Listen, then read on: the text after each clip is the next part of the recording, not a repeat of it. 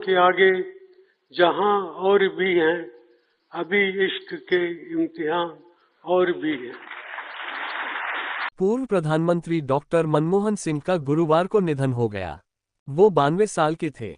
मनमोहन सिंह को गुरुवार की शाम तबीयत बिगड़ने पर दिल्ली के अखिल भारतीय आयुर्विज्ञान संस्थान यानी एम्स में भर्ती कराया गया था। पूर्व पीएम मनमोहन सिंह के निधन के चलते कांग्रेस ने कल के सारे प्रोग्राम निरस्त कर दिए। आज बेलगामी में होने वाली रैली भी रद्द हो गई है और सारे नेता दिल्ली पहुंच रहे हैं। केंद्र सरकार ने 7 दिन का राष्ट्रीय शोक किया घोषित। बैकवोट कल होने वाले सभी सरकारी कार्यक्रम रद्द। बैकवोट कल सुबह 11 बजे होगी केंद्रीय कैबिनेट की बैठक। बैकवोट डॉक्टर मनमोहन सिंह का अंतिम संस्कार पूरे राजकीय सम्मान के साथ किया जाएगा। बैकवोट मनमोहन सिंह 2 बार देश के प्रधानमंत्री रहे। वो 22 मई 2004 से 26 मई 2014 तक देश के प्रधानमंत्री रहे। एम्स के मीडिया सेल ने मनमोहन सिंह के निधन की जानकारी दी है। एक अर्थशास्त्री से लेकर देश के प्रधानमंत्री के पद पर आसीन होकर उन्होंने देश की सेवा की थी।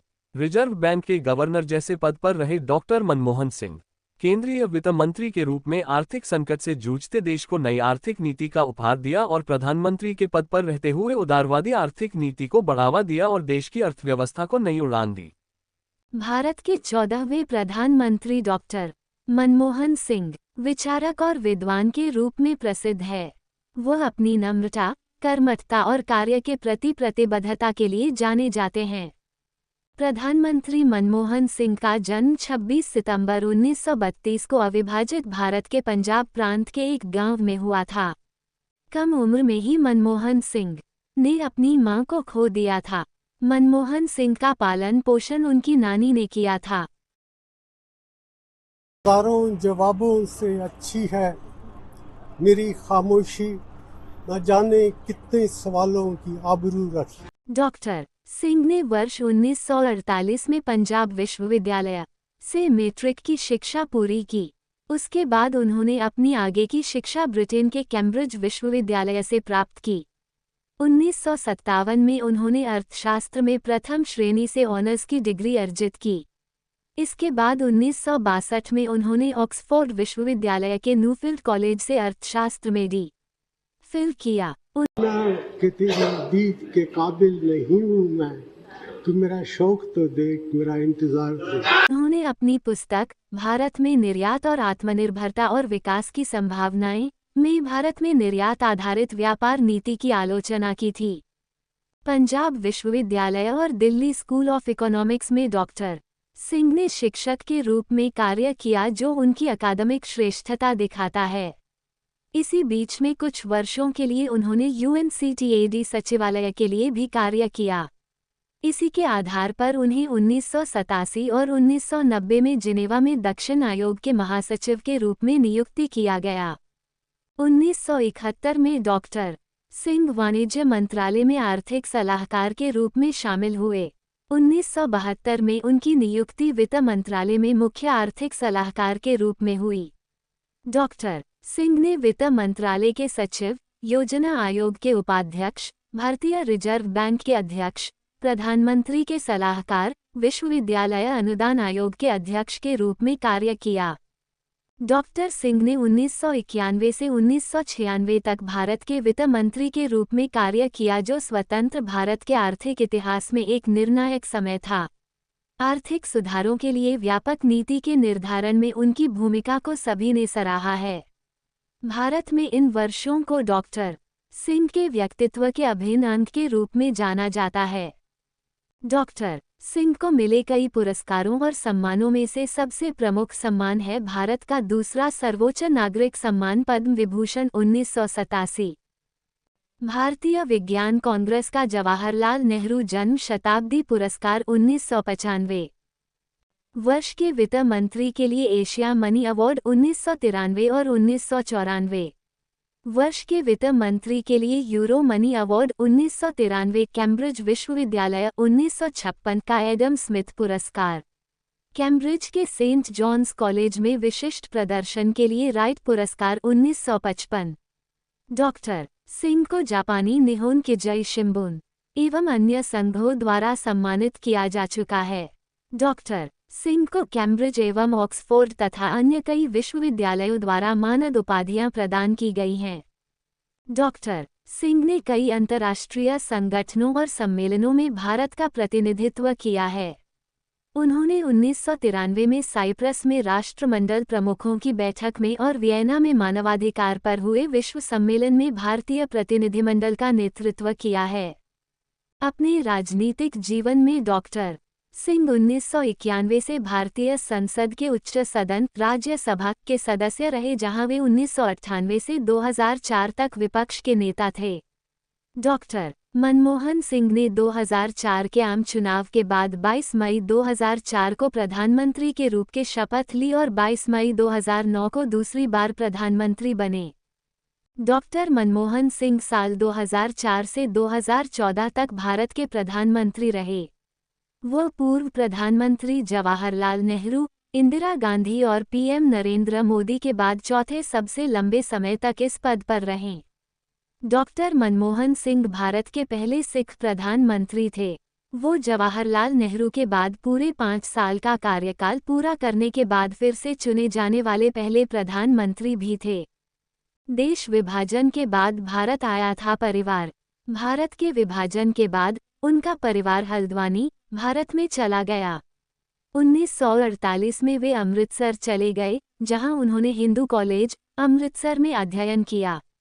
उन्होंने पंजाब विश्वविद्यालय, फिर होशियारपुर में अर्थशास्त्र का अध्ययन किया और 1952 और 1954 में क्रमशः स्नातक और मास्टर डिग्री प्राप्त की। अपने शैक्षणिक जीवन में प्रथम स्थान पर रहे। उन्होंने 1957 में कैम्ब्रिज विश्वविद्यालय में अपना अर्थशास्त्र ट्रिपोस पूरा किया। वे सेंट जॉन्स कॉलेज के सदस्य थे। 1972 में सिंह वित्त मंत्रालय में मुख्य आर्थिक सलाहकार बने और 1976 में वे वित्त मंत्रालय में सचिव।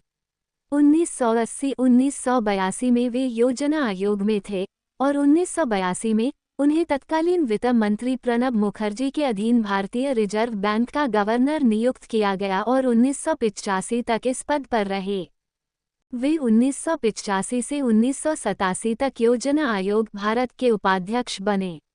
योजना आयोग में अपने कार्यकाल के बाद वे 1987 से नवंबर 1990 तक जिनेवा, स्विट्जरलैंड में मुख्यालय वाले एक स्वतंत्र आर्थिक नीति थिंक टैंक, साउथ कमीशन के महासचिव थे। मनमोहन सिंह नवंबर 1990 में जिनेवा से भारत लौट आए और चंद्रशेखर के कार्यकाल के दौरान आर्थिक मामलों पर भारत के प्रधानमंत्री के सलाहकार के रूप में पद संभाला। मार्च 1991 में वे विश्वविद्यालय अनुदान आयोग के अध्यक्ष बने। पीवी नरसिम्हा राव की सरकार में बने थे वित्त मंत्री। साल 1991 में जब भारत एक गंभीर आर्थिक संकट का सामना कर रहा था, नवनिर्वाचित प्रधानमंत्री पीवी नरसिम्हा राव ने गैर राजनीतिक सिंह को वित्त मंत्री के रूप में अपने मंत्रिमंडल में शामिल किया। हालांकि ये उपाय संकट को टालने में सफल साबित हुए और वैश्विक स्तर पर सुधारवादी अर्थशास्त्री के रूप में मनमोहन सिंह की प्रतिष्ठा को बढ़ाया, लेकिन 1996 के आम चुनाव में कांग्रेस पार्टी का प्रदर्शन खराब रहा। जून 1991 में तत्कालीन भारत के प्रधानमंत्री पी.वी. नरसिंह राव ने सिंह को अपना वित्त मंत्री चुना। साल 2004 में बने देश के प्रधानमंत्री। इसके बाद 1998-2004 की अटल बिहारी वाजपेयी सरकार के दौरान सिंह राज्यसभा, भारत की संसद के ऊपरी सदन में विपक्ष के नेता थे। 2004 में जब कांग्रेस के नेतृत्व वाली संयुक्त प्रगतिशील गठबंधन सत्ता में आई, तो इसकी अध्यक्ष सोनिया गांधी ने अप्रत्याशित रूप से प्रधानमंत्री पद सिंह को सौंप दिया। उनके पहले मंत्रालय ने राष्ट्रीय ग्रामीण स्वास्थ्य मिशन, विशिष्ट पहचान प्राधिकरण, ग्रामीण रोजगार गारंटी योजना और सूचना का अधिकार अधिनियम सहित कई प्रमुख कानून और परियोजनाएं क्रियान्वित की। साल 2004 से 2014 तक भारत के पीएम रहने वाले डॉक्टर मनमोहन सिंह को एक विजनरी नेता और विचारक के तौर पर जाना जाता है। उन्होंने कई सोशल वेलफेयर प्रोग्राम की शुरुआत अपनी सरकार के समय की। इनमें national rural employment guarantee act (NREGA) और राइट टू इंफॉर्मेशन एक्ट (सूचना का अधिकार) लागू किया। उनकी सरकार का मकसद मनरेगा के जरिए गरीबों को सशक्त करना और गवर्नेंस को बेहतर बनाना था। 2008 में संयुक्त राज्य अमेरिका के साथ एक ऐतिहासिक असैन्य परमाणु समझौते के विरोध के कारण वाम मोर्चा दलों द्वारा अपना समर्थन वापस लेने के बाद मनमोहन सिंह की सरकार लगभग गिर गई थी। उनके कार्यकाल के दौरान भारत की अर्थव्यवस्था तेजी से बढ़ी। 2009 के आम चुनाव में यूपीए ने बढ़े हुए जनादेश के साथ वापसी की। मनमोहन सिंह ने प्रधानमंत्री का पद बरकरार रखा। अगले कुछ वर्षों में सिंह की दूसरी सरकार को 2010 के राष्ट्रमंडल खेलों के आयोजन, 2G स्पेक्ट्रम आवंटन मामले और कोयला ब्लॉकों के आवंटन पर भ्रष्टाचार के कई आरोपों का सामना करना पड़ा। अपना कार्यकाल समाप्त होने के बाद उन्होंने 2014 के भारतीय आम चुनाव के दौरान प्रधानमंत्री पद की दौड़ से बाहर होने का विकल्प चुना। मनमोहन सिंह कभी भी लोकसभा के सदस्य नहीं रहे, लेकिन उन्होंने 1991 से 2019 तक असम राज्य और 2019 से 2024 तक राजस्थान का प्रतिनिधित्व करते हुए राज्यसभा के सदस्य के रूप में कार्य किया। मनमोहन सिंह ने 1958 में गुरशरण कौर से शादी की। मनमोहन सिंह ने 1958 में इतिहास की प्रोफेसर और लेखिका गुरशरण कौर से विवाह किया था। गुरशरण कौर इतिहास की जानी मानी प्रोफेसर थीं। गुरशरण कौर कोहली का जन्म 13 सितंबर 1937 को हुआ था। गुरशरण कौर 7 भाई बहनों में सबसे छोटी थीं। उनकी 4 बहनें और 2 भाई हैं। उनका जन्म ब्रिटिश भारत में जालंधर में हुआ था। उनका पैतृक गांव झेलम जिले, पंजाब, ब्रिटिश भारत अब पंजाब, पाकिस्तान में मेधाकम था। उनकी 3 बेटियां हैं, उपिंदर सिंह, दमन सिंह और अमृत सिंह। मनमोहन सिंह की बड़ी बेटी उपिंदर सिंह अशोका विश्वविद्यालय में इतिहास की प्रोफेसर और संकाय की डीन हैं। उपिंदर सिंह दिल्ली विश्वविद्यालय में इतिहास विभाग की पूर्व प्रमुख भी रह चुकी हैं। उपिंदर सिंह को सामाजिक विज्ञान की श्रेणी में पहला इन्फोसिस पुरस्कार मिला था। उपिंदर ने 6 किताबें लिखी हैं, जिनमें प्राचीन दिल्ली 1999 और प्राचीन और प्रारंभिक मध्यकालीन भारत का इतिहास 2008 शामिल हैं। मनमोहन सिंह की दूसरी बेटी Daman Singh Saint Stephen's College, Delhi और Institute of Rural Management, Anand, Gujarat से स्नातक हैं। वह द लास्ट फ्रंटियर, पीपल और फॉरेस्ट इन मिजोरम और उपन्यास 9x9 की लेखिका हैं। उनके पति अशोक पटनायक 1983 बैच के भारतीय पुलिस सेवा IPS अधिकारी हैं। उन्हें 2016 में राष्ट्रीय खुफिया ग्रिड NATGRID का CEO नियुक्त किया गया था। मनमोहन सिंह की तीसरी बेटी Amrit Singh American civil liberties union अक्लूप में एक स्टाफ वकील हैं। डॉक्टर मनमोहन सिंह ने 2013 में प्रधानमंत्री के तौर पर अपनी संपत्ति का खुलासा किया था। उनके द्वारा दाखिल हलफनामे के मुताबिक मनमोहन सिंह के पास कुछ रेसिडेंशियल प्रॉपर्टीज, बैंक डिपॉजिट और मारुति 800 कार उस समय थी। साल 2013 में डॉक्टर सिंह की कुल नेटवर्थ 10.73 करोड़ रुपये थी। बात करें उनकी चल संपत्ति की तो चंडीगढ़ और दिल्ली में उनके पास 2 घर थे, जिनकी वैल्यू आज से 11 साल पहले 7.27 करोड़ रुपये थी, जो आज बढ़कर कई गुना हो चुकी है। साल 2013 में उनके SBI अकाउंट में 3.46 करोड़ रुपये कुल जमा और निवेश के तौर पर थे। साल 2012 में डॉक्टर मनमोहन सिंह ने अपने पास 150.80 ग्राम सोने के गहने होने की जानकारी दी थी। आज की वैल्यू के हिसाब से देखें तो इतने सोने की वैल्यू 44 लाख रुपये के आसपास है। योगी सरकार में मंत्री असीम अरुण, जो 2004 से करीब 3 साल तक उनके मेन बॉडीगार्ड थे, जो हमेशा उनकी परछाई की तरफ साथ रहते थे। मैं 2004 से लगभग 3 साल उनका बॉडीगार्ड रहा। SPG में PM की सुरक्षा का सबसे अंदरूनी घेरा होता है क्लोज प्रोटेक्शन टीम, जिसका नेतृत्व करने का अवसर मुझे मिला था। AIG CPT वो व्यक्ति है जो PM से कभी भी दूर नहीं रह सकता। यदि एक ही बॉडीगार्ड रह सकता है तो साथ यह बंदा होगा। ऐसे में उनके साथ उनकी परछाई की तरह साथ रहने की जिम्मेदारी थी मेरी। उद्धरण चिन्ह असीम अरुण ने लिखा, डॉक्टर साहब की अपनी एक ही कार थी मारुति 800, जो PM हाउस में चमचमाती काली BMW के पीछे खड़ी रहती थी।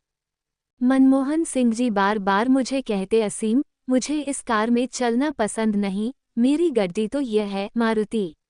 मैं समझाता कि सर, यह गाड़ी आपके ऐश्वर्य के लिए नहीं है, इसके सिक्योरिटी फीचर्स ऐसे हैं जिसके लिए एसपीजी ने इसे लिया है। लेकिन जब कारकेड मारुति के सामने से निकलता तो वे हमेशा मन भर उसे देखते, जैसे संकल्प दोहरा रहे हो कि मैं मिडिल क्लास व्यक्ति हूं और आम आदमी की चिंता करना मेरा काम है। करोड़ों की गाड़ी पीएम की है, मेरी तो यह मारुति है।